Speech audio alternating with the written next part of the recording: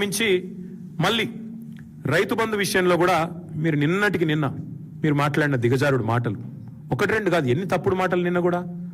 రాష్ట్రంలో అంట ఈయన వచ్చినాకనే రైతులకి ఏదో గొప్ప పని చేసినాడంట. ఏం గొప్ప పని చేసినావా నువ్వు? వాళ్ళ రాష్ట్రంలో ఏ రైతును అడుగుదాం చెప్పు. ఎంత మీరు ఎగ్గొట్టింది ఎంత ఇంతవరకు? ఈ రోజు వరకు కాంగ్రెస్ ప్రభుత్వం వచ్చిన తర్వాత ఎగ్గొట్టింది ఎంత అంటే అక్షరాల రైతులకి, ఓన్లీ రైతులకు నేను చెప్పేది, వేరే వాళ్ళకి కూడా కాదు, 1,13,000 కోట్లు రేవంత్ రెడ్డి గారి ప్రభుత్వం ఎగవేసిన సొమ్ము ఎంతయ్యా అంటే ఓన్లీ రైతాంగానికి 1,13,000 కోట్ల రూపాయలు. ఎట్లా ఎగవేతల ప్రభుత్వం ఎగ్గొట్టిన పైసల లెక్క ఎట్లా అంటే, రైతు బంధు పేరిట మీరు ఎగనామం పెట్టింది సరిగ్గా 30,000 కోట్లు. ఓన్లీ రైతు బంధు పేరిట మీరు ఎగ్గొట్టింది 30,000 కోట్లు. కౌలు రైతులది కూడా కలిపితే మీరిచ్చిన హామీయే కదా 100 రోజుల్లో కౌలు రైతులకు కూడా ఇస్తామని. కౌలు రైతులది కూడా కలిపితే 22,500 కోట్లు.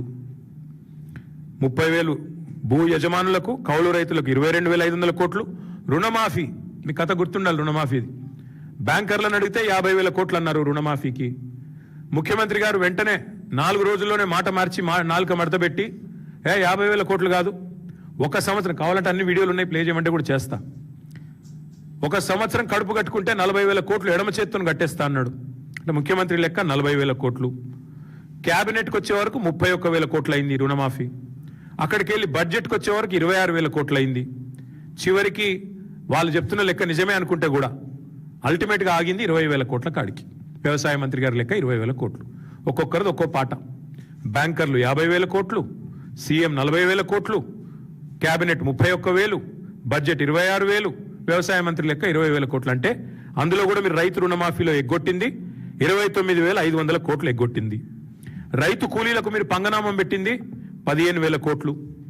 పంటల బోనస్ను బోగస్ చేసి ఎగ్గొట్టింది 16,000 కోట్లు. మొత్తం కూడితే 1,13,000 కోట్ల రూపాయలు కేవలం రైతులకే ఎగనామం పెట్టింది రేవంత్ రెడ్డి ప్రభుత్వం. ఎప్పుడు కడతావు ఈ బాకీ? ఎప్పుడు కడతావు ఈ బాకీ? కట్టినాక చేయి పండుగలు.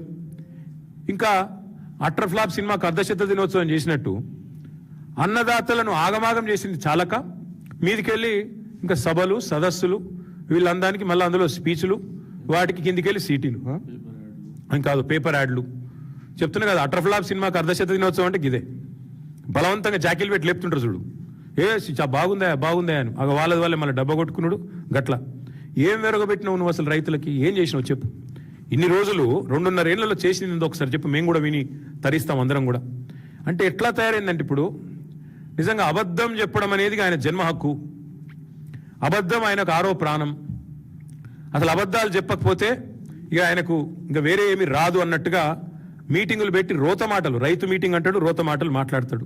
ఇంకా అందులో కొన్ని మధ్య మధ్యలో గరికపాటి లాగా, ఆ గరికపాటి పెద్ద ఆయన ఉంటాడు ఒక ఆయన, చాగంటి గారు లాగా, గరికపాటి గారు లాగా మధ్య మధ్యలో ప్రవచనాలు చెప్తున్నాడు.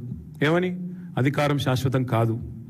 ఖచ్చితంగా నీకు చెప్తున్నా, నీకు శాశ్వతం కాదు, నీకు ప్రతిపక్ష పాత్ర కూడా మిగిలదు భవిష్యత్తులో. ఆ పరిస్థితి తప్పకుండా రాబోతా ఉంది. ఇంకా విచిత్రం ఏంటంటే అసలు 22 మార్చ్, ఎక్కువ రోజులు కూడా కాలేదు, ఈ సంవత్సరమే 22 మార్చి నాడు చెప్పాడు రేవంత్ రెడ్డి గారు యాసంగి పంటకు సంబంధించి, యాసంగి రైతు బంధుకు సంబంధించి 45 రోజుల్లో మొత్తం రైతు బంధు వేస్తా అన్నాడు. మార్చి 22 నాడు చెప్పిండు.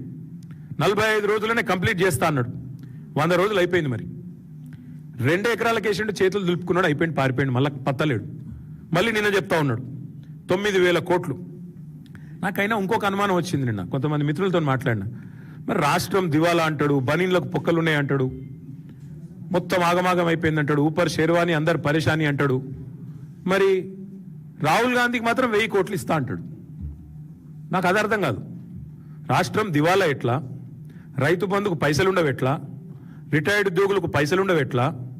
పిల్లగాళ్ళకు ఫీజు రీంబర్స్మెంట్ ఇచ్చేందుకు పైసలుండే ఎట్లా? దేనికి పైసలు లేవు, నన్ను దొంగను చూసినట్టు చూస్తున్నారు. అవన్నీ డైలాగులు బాగానే ఉన్నాయి. మరి రాహుల్ గాంధీ కాడికి వచ్చే వరకు మాత్రం అవసరమైతే 1000 కోట్లు ఇచ్చేస్తా. ఎక్కడి నుంచి వస్తున్నాయి 1000 కోట్లు మరి రాహుల్ గాంధీ కాడికి? ఇంకా విచిత్రమైన మాటలు ఆయన మాట్లాడుతుంటే ఆయనలో నిజంగా ఒక అపరిచితుడు ఏమైనా దాగి ఉన్నాడేమో, ఈ మనిషికి ఏమైనా మానసికమైన జబ్బు ఉందేమో అనుమానం కూడా వస్తూ ఉంది మాకు ఆయన మాట్లాడుతున్న మాటలు. ఎందుకంటే పరస్పర వైరుధ్యం ఉన్న మాటలు. అప్పుడే ఇట్లా అంటాడు, అప్పుడే అట్లా అంటాడు. ఆయనే చెప్తాడు ఇంకోది, అవసరమైతే ఒక్కొక్క రైతుకు 10 లక్షలు వేస్తా ఖాతాల్లో అంటాడు. మళ్ళీ అప్పుడే బీదరుపులు అరుస్తాడు. అప్పుడే అప్పు పుడతలేదంటాడు, కానీ 4 లక్షల కోట్లు అప్పు చేసిండు. కేసీఆర్ ప్రభుత్వం మొత్తం 2,80,000 కోట్ల అప్పు చేస్తే 10 ఏళ్లలో 2.5 ఏళ్లలోనే పూర్తి స్థాయిలో మరి 4 లక్షల కోట్ల అప్పు చేసిండు రేవంత్ రెడ్డి గారు.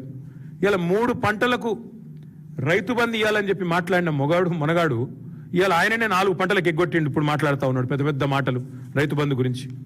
ఇంకొక మాట నేను అడుగుతా ఉన్నా, చర్చ పెడదాం రా అంటాడు. చెప్పు, మేము రెడీగా ఉన్నాం. అసెంబ్లీలో పెడతావా? అసెంబ్లీలో పెడతావా? ప్రెస్ క్లబ్లో పెడతావా? లేదా నీ జూబ్లీ హిల్స్ ప్యాలెస్కి రమ్మంటావా? కట్టినావు కదా 200 కోట్లతోనే